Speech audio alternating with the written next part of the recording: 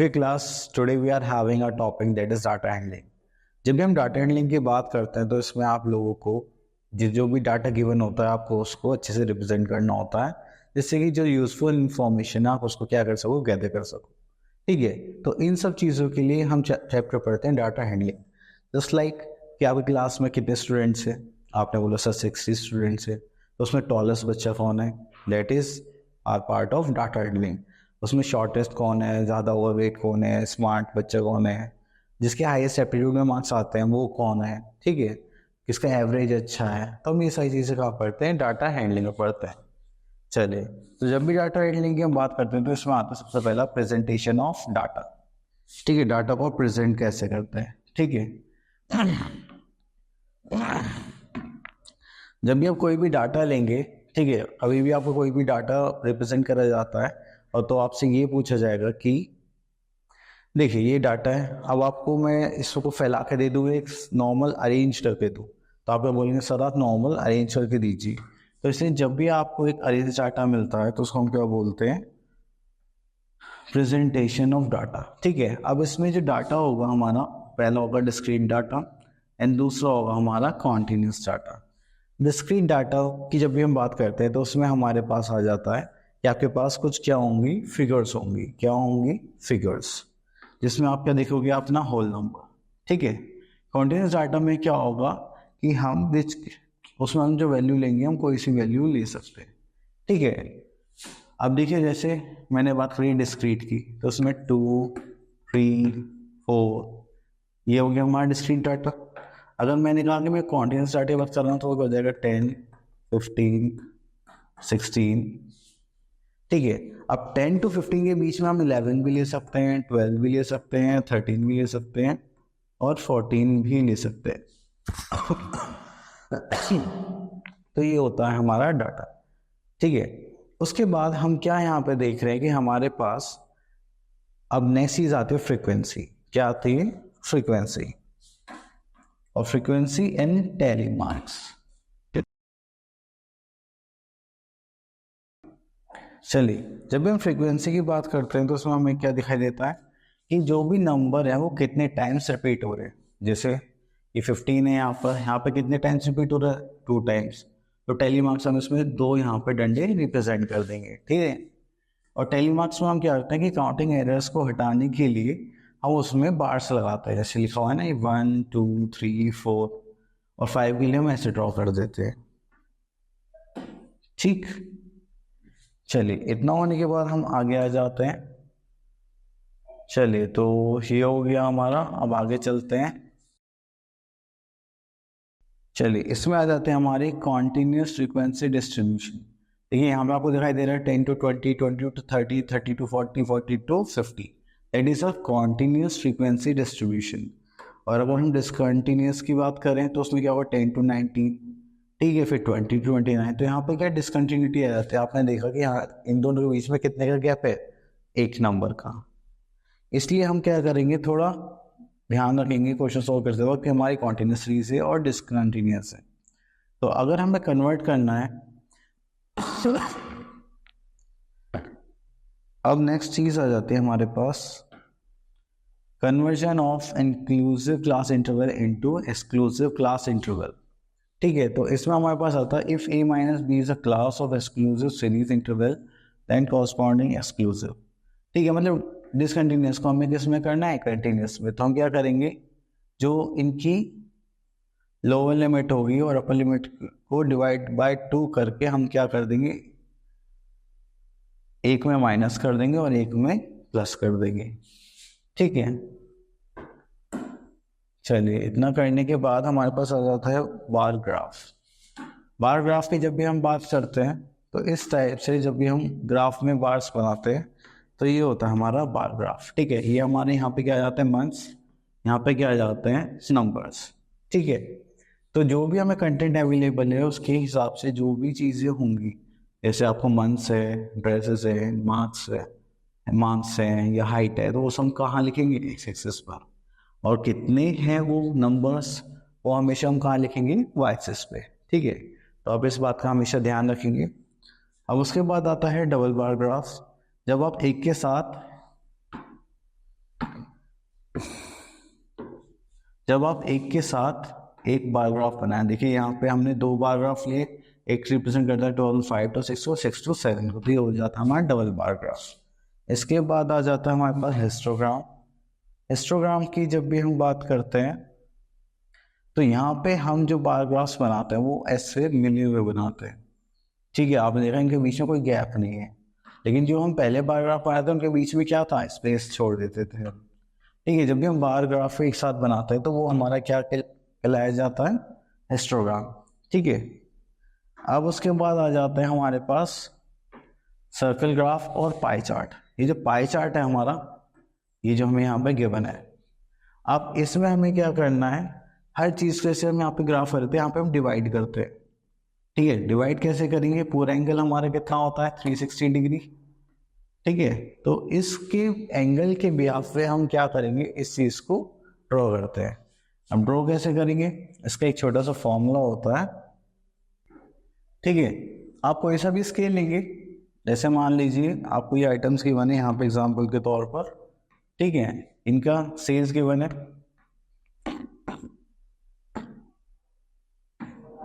ये हो गया, ये हो गया, ठीक है।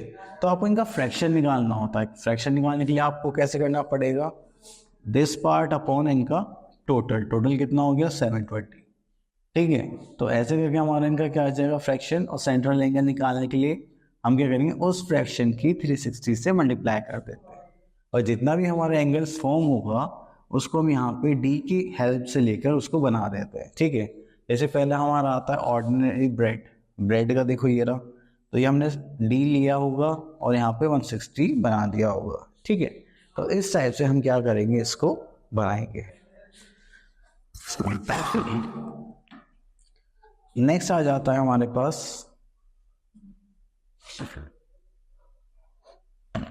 ठीक, अब तो हम एक्सरसाइज पर आ जाते हैं। अब इसमें लिखा हुआ है exercise 4.1, the weekly wages in rupees of rupees 30 workers in a factory, ठीक है। 30 workers उनके using telemarks make a frequency table using interval of 800 to and so on, okay। अब यहाँ पे हम वो बना लेते हैं अपना, ठीक है। मैंने ये कॉलम बना ली, पहले मैंने यहाँ पे लिख लिया क्लास इंटरवल, ठीक है। यहाँ पे लिख लिया मैंने, और यहाँ पे आ जाएगी हमारी फ्रीक्वेंसी, ठीक है। अब इसमें हमें जो क्लास इंटरवल लेने के लिए बोला गया वो बोला गया 800 to 810, ठीक है। 810 to 820, 820 to 830, 830 to 840,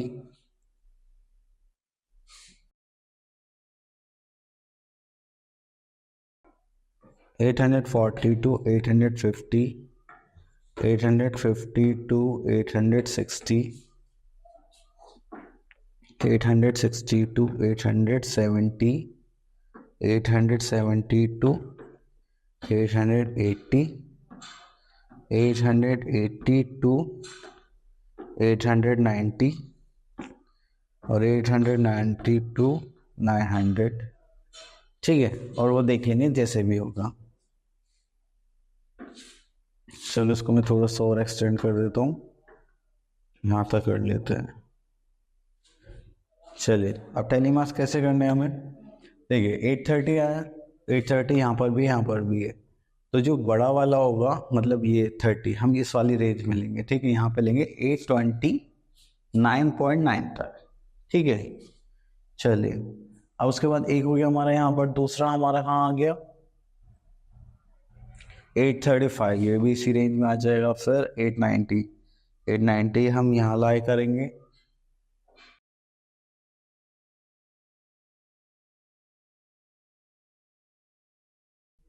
चलिए करते हैं 835, देन उसके बाद 890 हम यहाँ लिख लेंगे,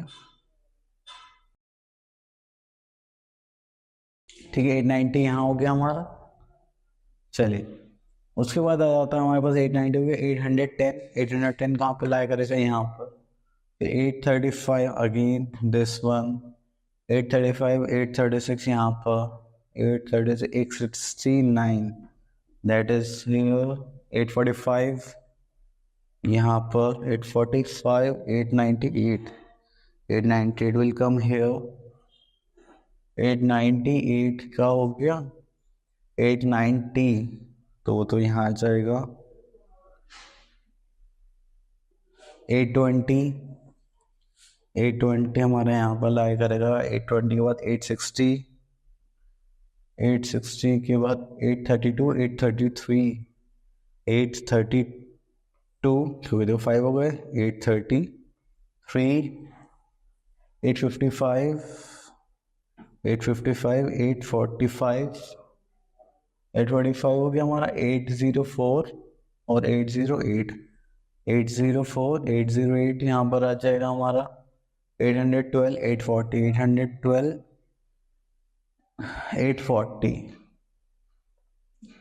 885 यहाँ पर आ जाएगा 835 अगेन हियर 835 यहाँ पर 836 यहाँ पर 878 840 यहाँ पर हो गया हमारा 840 के बाद हमारे पास है हमारे पास 868 यहाँ पर आ जाएगा 868 के बाद 890 चलो ये तो लास्ट में ही लिख देते हैं 890 और 806 ये फर्स्ट कॉलम में आ जाएगा और 840 आ गया हमारा यहाँ पर ठीक है फ्रिक्वेंसी लिख लेते हैं यहाँ पे आ गया हमारा 3 ये हो गया हमारा 2 ये हो गया हमारा 1 ये हो गया हमारा 9 ये हो गया हमारा 5 ये हो गया हमारा 1 ये हो गया हमारा 3 अगेन 1 ये हो गया हमारा 2 और ये लास्ट वाला मैं लिख देता हूँ 3 ठीक है। तो आपको इस टाइप से फ्रीक्वेंसी डिस्ट्रीब्यूशन टेबल बनाना है दैट्स इट। चलिए उसके बाद चलिए इसको हम तो बना ही लेंगे ठीक है। चलिए नेक्स्ट क्वेश्चन देखते हैं क्वेश्चन नंबर 3। इस क्वेश्चन में आ जाता है हमारे पास the number of hours for which the students for a particular class watch television during the holidays is shown through the given graph. ठीक है नंबर ऑफ आवर्स जैसे 2 आवर्स कितने बच्चे देखते हैं 4 2 से 3 आवर्स 8 फिर 3 से 4 hours 22 students and 4 to 5 hours 32 and 5 to 6 hours 8 students 6 to 7 hours 6 students ठीक है। तो इसमें हमें इनके आंसर्स देने हैं यहाँ पे फर्स्ट पार्ट में बोला गया है और how many hours did the maximum number of student watch TV. तो मैक्सिमम कौन सा था ज़्यादा हमारा 32 ठीक है। तो 32 क्या था सबसे ज़्यादा मैक्सिमम था तो यहाँ पे हम लिख देंगे 32 students. How many students watch TV less than 4 hours. तो 4 आवर्स से लेस चलो 4 आवर्स देखें तो ये ना तो ये 3 आवर्स में देखते थे दैट इज 22 ठीक है प्लस 8 30 एंड प्लस 4 34। तो ऐसे कितने बच्चे हो गए 4 आवर्स से लेस देखते थे 34 students. And how many students spends more than 5 hours in watching TV. 5 hours से ज़्यादा देखें 5 आवर्स से ज़्यादा तो 8 हो गया और 6 8 और 6 कितना हो गया हमारा 40। तो 40 students are there who watch TV more than 5 hours. चलिए तो ये सब आपको बताना है इसमें ग्राफ ऑफ बना लेना। चलिए क्वेश्चन नंबर 5 देखो अब इसमें पाई चार्ट वाला क्वेश्चन आ गया। A survey was made to find the type of music that a certain group of people certain group of people like a city and joining a pie chart shows the finding of this survey। okay सर्वे के बारे में देखना है तो यहाँ पे हमसे बोला गया सेमी क्लासिक एक ठीक है semi classic classic fog and light. अब यहाँ पे देखिए from this pie chart answer the following questions। if 20 people like classic music that is classic music में अगर 20 पीपल्स आते हैं and how many young people were survey, तो कितने लोगों के बीच में सर्वे करा होगा। ठीक है, अब देखो थोड़ा कैलकुलेटिव पार्ट है, इसको साइड में कर देते हैं।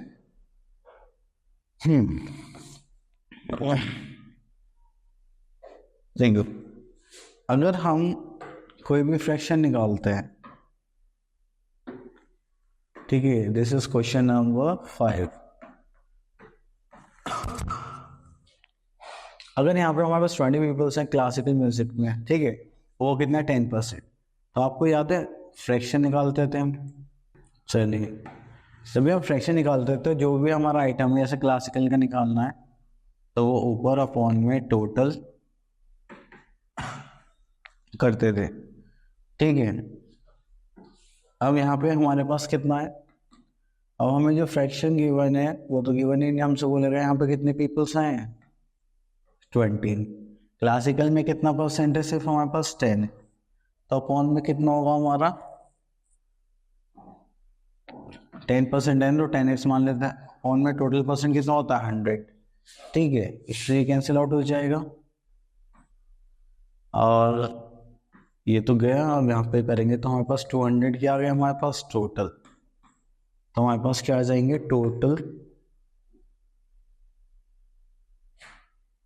टोटल पीपल्स जिसमें सर्वे हुआ था, total people surveyed equals to 200। ठीक है, अब आगे which type of music is liked by the maximum number of people, जो सबसे ज्यादा कौन लाइक करता है, लाइट म्यूजिक, तो आप यहाँ पे लिख देंगे light. Next, if the cassette company were to make 1000 CDs, how many of which type would they make.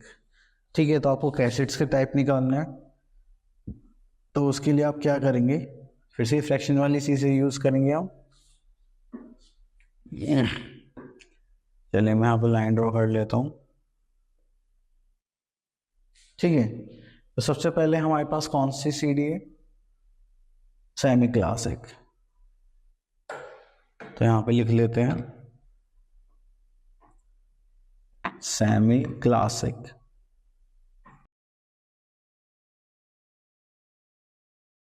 Semi classic में हमारे पास कितना है 20% है, तो इसको हम क्या करेंगे 20/100 ऑफ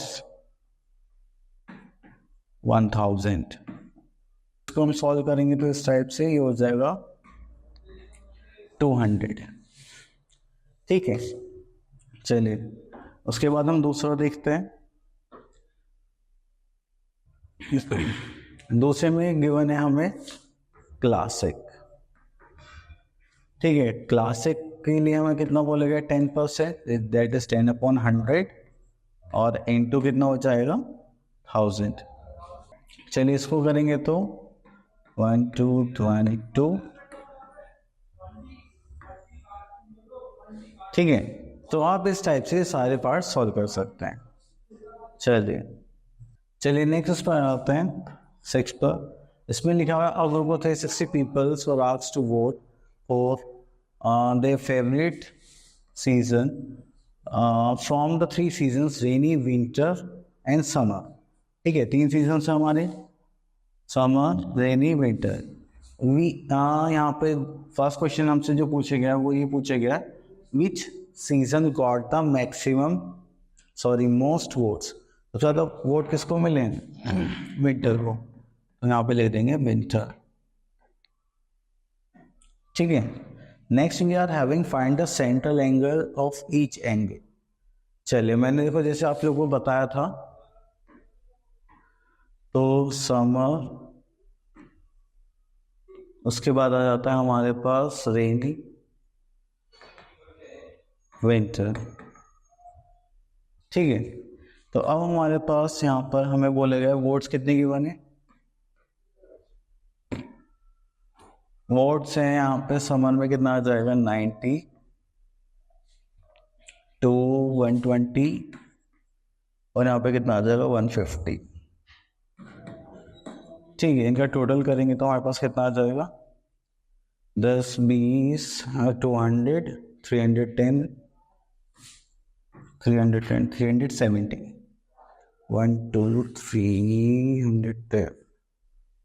360, सॉरी, ये हो जाएगा हमारा 360। चलिए अब उसके बाद हमें क्या निकालना है, फ्रैक्शन।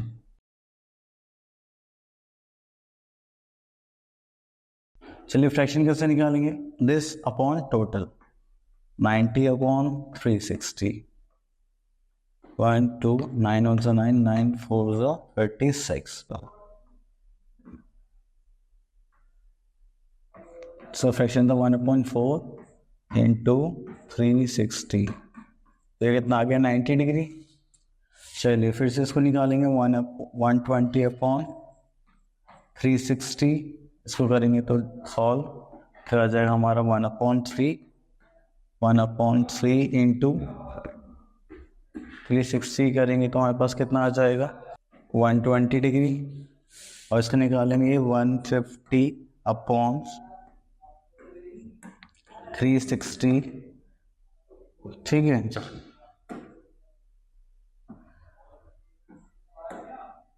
3 5 3 12, ठीक है।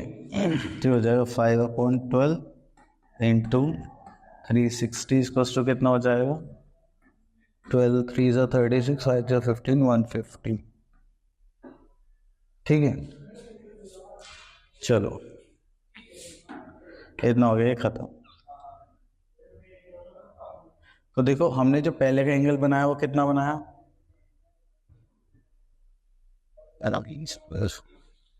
तो मैं इनके सेंट्रल एंगल से यहाँ पे लिख लेता हूँ 90, अरे तो सेंट्रल एंगल सेम ही है वो, ठीक है 150। चलिए इसके आगे थोड़ा सा आगे चलते हैं, उसके बाद हमें ग्लास पार्ट बनाया था। Draw pie chart to show this information, pie chart बनाना है। देखिए प्रोटेक्टर है, अब इसको लेंगे हम यहां से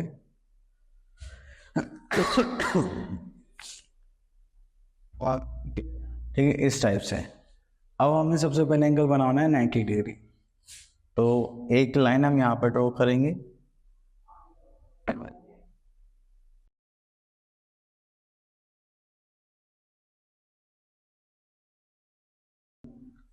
और एक लाइन हम यहाँ पे। तो जब हम इसको ऐसे स्केल से बनाएंगे तो हमारा क्या बन जाएगा सम, ठीक है। उसके बाद हमारे पास आ गया रेनी सीजन, तो रेनी सीजन में हमारे पास अब आ गया ये, ठीक है। अब इसमें हम यहाँ पे क्या बनाने वाले हैं, ये तो हो गया 90, यहाँ से लेते हैं, ठीक है। ये हमने बना दिया, यहाँ पे कहाँ आ गया, यहाँ पर आ गया हमारा 120, दिखाई दे रहा है आप लोगों को। चलिए तो ये वाला पार्ट हो गया हमारा 120, तो ये हमारा 120 कौन सा था, रेनी सीजन, ठीक है। तो ये हमारा था 90 डिग्री, ये था हमारा 120 डिग्री, तो बाकी का बचा पार्ट कौन सा हो जाएगा 150 डिग्री, ठीक है। अब इस टाइप से आपको ये पाई चार्ट बनाना है।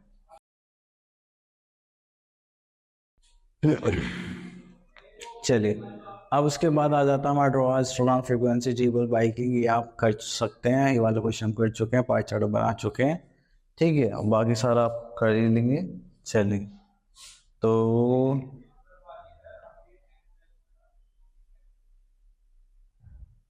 ठीक है, ये भी सारे पाई चार्ट के क्वेश्चन हैं।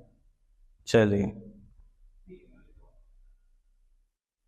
अब नेक्स्ट आ जाता है हमारे पास टॉपिक प्रोबेबिलिटी, ठीक है। ग्राफ के मैंने सारे कॉन्सेप्ट समझा था, आप इजी प्रैक्टिस कर सकते हैं। नेक्स्ट आ जाता है हमारे पास प्रोबेबिलिटी, ठीक है। प्रोबेबिलिटी के जो क्वेश्चंस हैं उसमें हम क्या करेंगे, हम देखेंगे कि चांसेस क्या है। अगर कोई भी चीज़ होने के चांसेस होते हैं उसका मतलब क्या है कि वो श्योर होगी। जैसे हम क्या बोलते हैं कि sun rises in the east, that means कि जो हमारा सन है वो क्या करेगा, ईस्ट में राइज करेगा ही करेगा। सनसेट कहाँ पर होता है, ईस्ट से कहाँ होता है, वेस्ट में, तो इसलिए हम क्या बोलेंगे sun always sets up in west. तो इसी चीज़ को ध्यान में रखते हुए ऐसे ही चीज़ें होती हैं जिसमें हम क्या देखेंगे, प्रोबेबिलिटी की संभावना देखेंगे। ठीक है, अब हमारे पास यहाँ पे एक्सपेरिमेंट आते हैं रैंडम। ठीक है, तो एक्सपेरिमेंट्स देखते हो।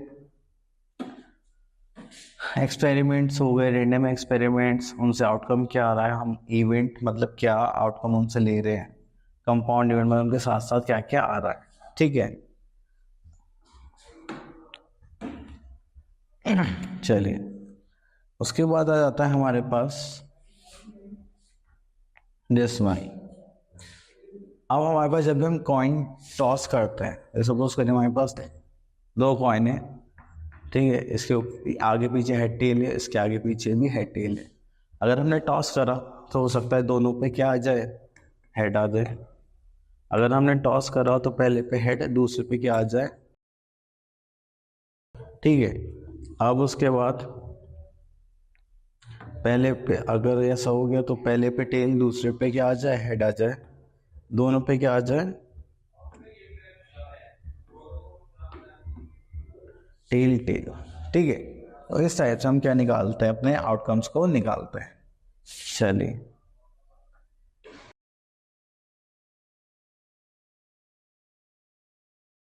अब इसमें क्या हमारे पास ये रिमेंबर करने के लिए probability of A, probability of not a क्या होगा, वन। मतलब किसी भी इवेंट की होने की प्रोबेबिलिटी या ना होने की प्रोबेबिलिटी को अगर आप जोड़ दे तो उसका आंसर क्या आएगा, हमेशा वन आएगा। ठीक है, चलिए अब इसके बाद आ जाते हैं, चलिए A fair coin is tossed one and what is probability to get head? देखो आपने कॉइन टॉस करा, हो सकता है आपको क्या आ जाए, हेड मिले, हो सकता है आपको क्या मिले, टेल मिले। ठीक है, तो उसने प्रोबेबिलिटी ऑफ इवेंट क्या पूछी है, जब भी हम बोलेंगे प्रोबेबिलिटी ऑफ इवेंट क्या है हमारी। ठीक है, प्रोबेबिलिटी ऑफ इवेंट क्या है हमारा, हेड। तो जो पॉसिबल आउटकम है ऊपर, आपको टोटल आउटकम कितने होंगे नीचे, तो प्रोबेबिलिटी क्या हो जाएगी हमारी 1/2। ठीक है, ये था हमारा क्वेश्चन वन। चले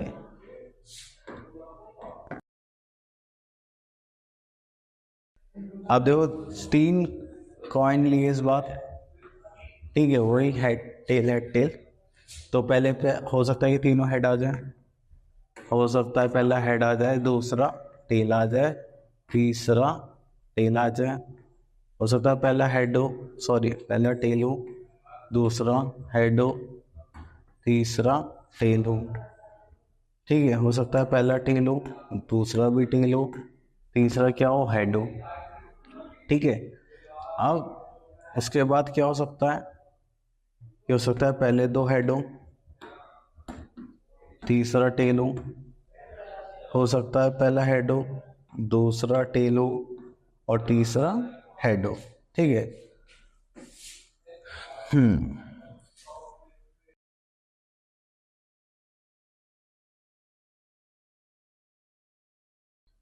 हो सकता है कि पहला टेल हो, दूसरा हेड हो, तीसरा भी हेड हो सकता है कि तीनों टेल टेल टेल हो जाएं।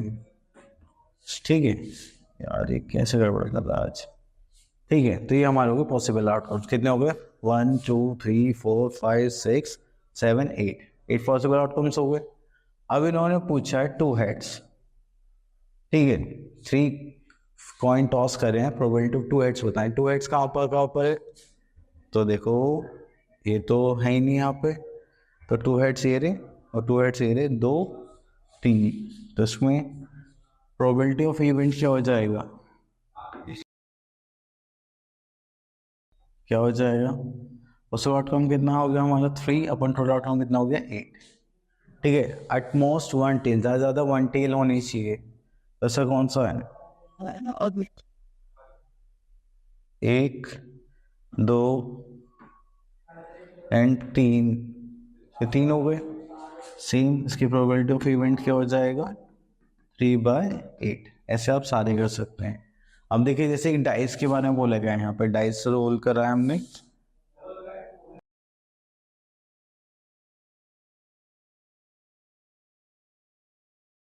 ठीक है। अब डाइस में क्या होता है, बस नंबर होते हैं 1 2 3 4 5 6।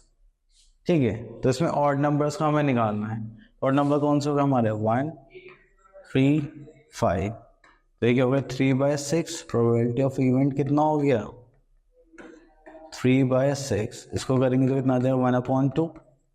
ये आ गया हमारी probability of event of odd numbers. Multiple of 3 कितने हमारे यहाँ पे, एक तो 3 हो गया और 6 हो गया। तो इसकी प्रोबेबिलिटी ऑफ इवेंट कितनी होगी हमारी, ठीक है 2/6। इसको डिवाइड करेंगे तो कितना आ जाएगा 1/3। ठीक है, तो इस टाइप से आप इनको सॉल्व कर सकते हैं।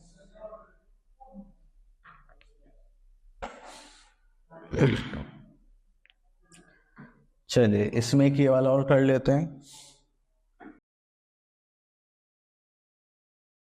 A URN contains 3 red, 4 blue and 5 white balls।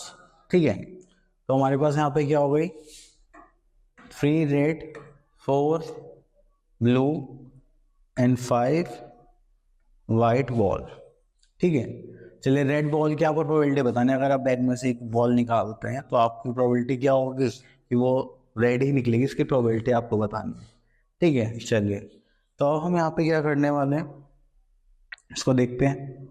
तो हमारे पास प्रोबेबिलिटी ऑफ इवेंट क्या निकालना है। अरे भाई चल क्यों नहीं रहा है आज। ठीक है, प्रोबेबिलिटी ऑफ इवेंट क्या है हमारे पास, रेड का निकालना है। तो रेड हमारे पास बॉल कितनी है 3। चलिए टोटल बॉल्स कितने आ जाएंगे हमारे पास, 5 और 9 10 11 12। तो हो जाएगा 12। इससे काटेंगे, दैट इज 1/4। ठीक है, तो इस टाइप से आप इन क्वेश्चन को सॉल्व कर सकते हैं। तो आपको ये ध्यान रखना है कि जब भी आप प्रोबेबिलिटीज करते हैं तो उसके बाद आपको ऊपर अपने जितने भी आउटकम्स पॉसिबल हैं वो लिखने हैं और नीचे टोटल आउटकम्स लिखने हैं। That's it. ठीक है।